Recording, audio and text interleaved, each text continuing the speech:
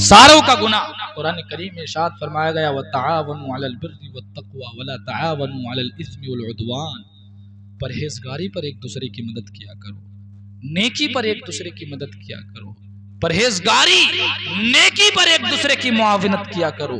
कोई अगर भलाई का काम है तो एक दूसरे की मदद करो। और कुरान करीम में इरशाद फरमाया जाता है वला तआवनु अलल इस्मि वल उद्वान। गुनाह पर एक दूसरे की मदद ना करो, सरकशी पर एक दूसरे की मदद ना करो। जो आज कहते हैं ना कि लेकर आ, ला गया कैसे, नहीं मैं लाऊंगा, पैसे में देख लूंगा। नहीं, कसम खुदा की उसको अपना गुनाह नहीं, जितने लोग उस महफिल में आए, उस रंडी को देखने के लिए आए, उन नचनों को देखने के लिए आए, सारों का गुनाह इसके सर जाएगा जो ये कहता मैं देख लूंगा। इसका तो मिलेगा, लेकिन जितने लोग और जितना गुनाह उस महफिल में हुआ हो और जितनी बार अल्लाह की लानत उस महफिल पर बरसी हो, उस सारी लानत का अजाब इस पर हो।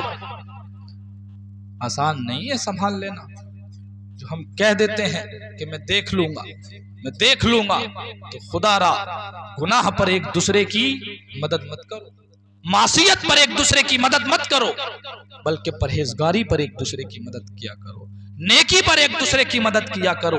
तो आज से यहां से ये जहन लेकर जाएं, ये दिमाग लेकर जाएं, ये अहदो पैमान लेकर जाएं कि इंशाअल्लाह अगर हमारे घर में शादी होगी, चाहे हमारी शादी हो या हमारे भाई की शादी हो, तो हम कभी ये गंदी हरकत नहीं होने देंगे। हम उसके अल्लाह की और उसके रसूल की महफिल सजाएंगे, अल्लाह और उसके रसूल की महफिल सजाएंगे।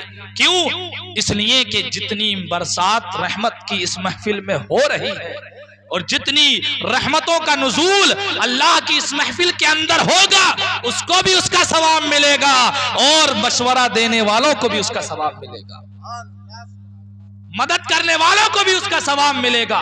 सिर्फ उसको ही नहीं जिसने सजाया, नहीं, कि जिन लोगों ने उस महफिल में उसकी मदद की है, उसको मशवरा दिया है, उस अच्छे काम पर मुआविनत की है, उसको भी उस महफिल का सवाब मिलेगा, उसको भी उस महफिल का सवाब मिलेगा। तो जब सवाब मिलेगा तो गुनाह का जो मशवरा दे उसको भी उसका अजाब मिलेगा।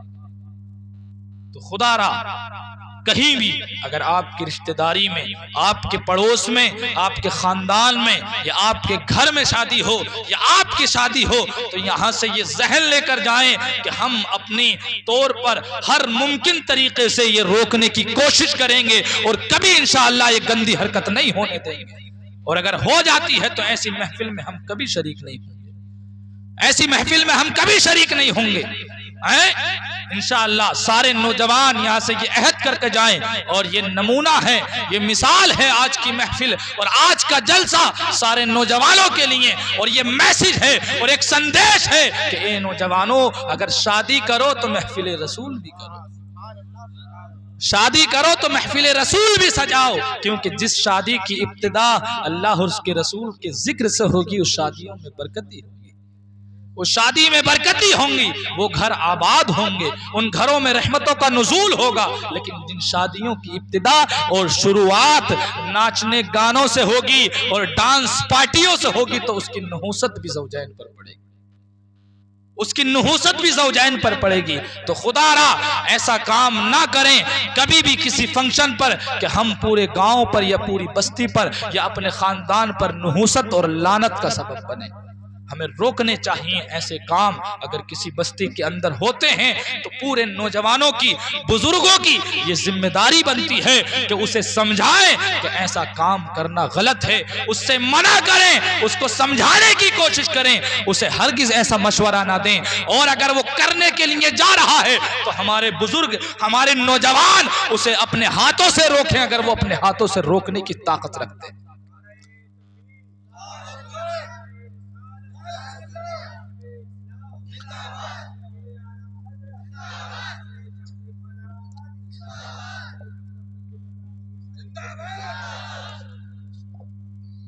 तो ये दर्स लें यहां से और ये अहद कर कर उठें कि हम अपनी शादियों को आबाद करेंगे, बर्बाद नहीं करेंगे।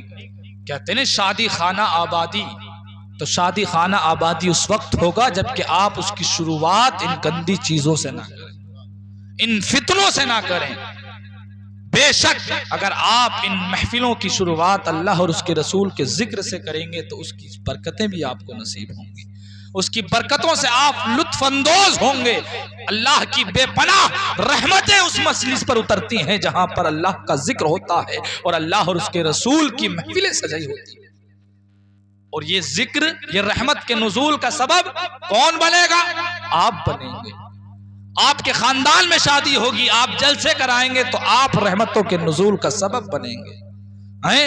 तो ऐसे कामों पर कंट्रोल करें और हरगिज ऐसे कामों में न शरीक हों, न किसी को शरीक होने दें, न खुद करें और न किसी को करने दें। ये महफिलें और ये जो शादी के ताल्लुक से ये महफिल सजाई गई है, निकाह की कितनी बरकतें हैं, कितनी बरकतें हैं। सहाबाए किराम में हजरत उमर रदियल्लाहु ताला अन्हु गालिबन इरशाद फरमाते हैं कि मुझे ताज्जुब होता है कि लोग ये समझते हैं कि शादी कर कर इंसान फकीर हो जाएगा। हालांकि कुरान करीम में ये इरशाद फरमाया गया है कि अगर निकाह कर ले तो वो मालदार हो जाता है। निकाह करने से आदमी मालदार हो जाता है, उसके माल में बरकतें होती हैं। इन यकूनु फुकरा युगनिहिमुल्लाहु मिन फज़ली, अगर वो लोग फकीर होंगे तो अल्लाह अपने फजल से उन्हें मालदार फरमा देगा, अल्लाह उन्हें मालदार फरमा देगा। आज कुछ लोगों का ये जहन है कि पहले कमा लें बाद में शादी करेंगे, पहले इकट्ठा कर ले। वालिदैन का भी यही जहन रहता है। वालिदैन का क्या, अभी बच्चे ने कमाए क्या है, अभी तो पहले जेब भरन दो, शादी तो बाद में करेंगे, अभी उम्र ही क्या हुई है? बूढ़ा हुए जा रहा है, 35 साल का हो गया, मगर कहता यही है कि अभी तो बच्चा ही है, अभी तो कमाई खाऊंगा, अभी तो कमाई खाऊंगा, अभी कमा के दिया ही क्या है, अभी तो कमाने की उम्र आई है, अभी तो कमाने को चला है ये, पहले जेब भरूंगा, पहले कमाऊंगा, उसके बाद शादी करूंगा। हालांकि मेरा रब इरशाद फरमाता है इन यकूनु फुकरा युगनिहिमुल्लाहु मिन फज़ली, अगर फकीर होंगे तो शादी के बाद अल्लाह अपने फजलो करम से उन्हें मालदार फरमा देगा। हजरत उमर फरमाते कि मुझे लोगों को पर ताज्जुब होता है कि वो रिस्क तलाश करते हैं, हालांकि रिस्क निकाह में मौजूद है, हालांकि रिस्क शादी में पोशीदा है।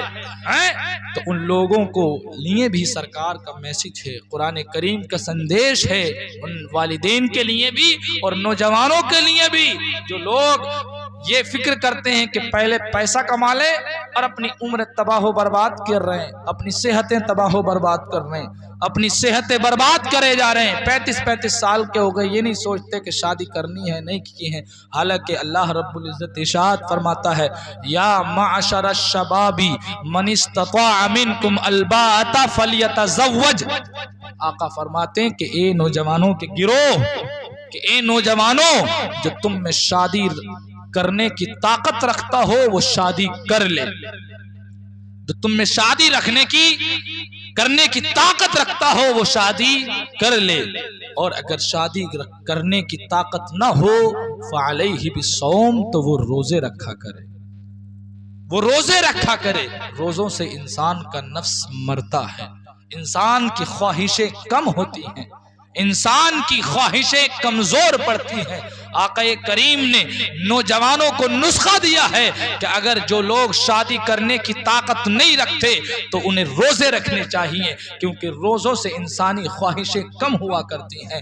और आका करीम ने तो हमें ये दर्स दिया है, ये पैगाम दिया है कि निकाह में अल्लाह ने बरकतें रखी हैं, निकाह में अल्लाह ने बरकतें रखी हैं, मालदारी रखी हैं। तो निकाह करने से इंसान फकीर नहीं होता है, मोहताज नहीं होता है, और ये हम अपनी आंखों से भी मुशाहदा करते हैं। शादी के बाद बड़े बड़े बिगड़े सुधर जाते हैं, क्यों इलियास भाई, होता नहीं होता?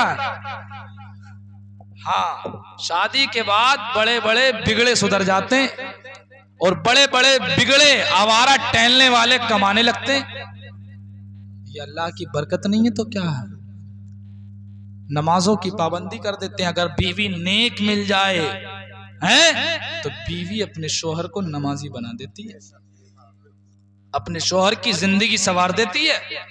तो शादी में बरकत है, ये हम अपनी आंखों से मुशाहदा भी करते हैं कि वो नौजवान जो टहलते रहते हैं, उनका इलाज ये है। उनके वालिदैन से मैं कहना चाहूंगा कि शादी कर दो, खुद ही कमाएगा खिलाएगा।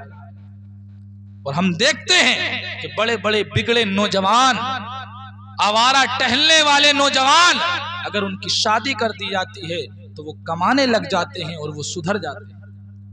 तो ये बरकत नहीं है निकाह की? तो और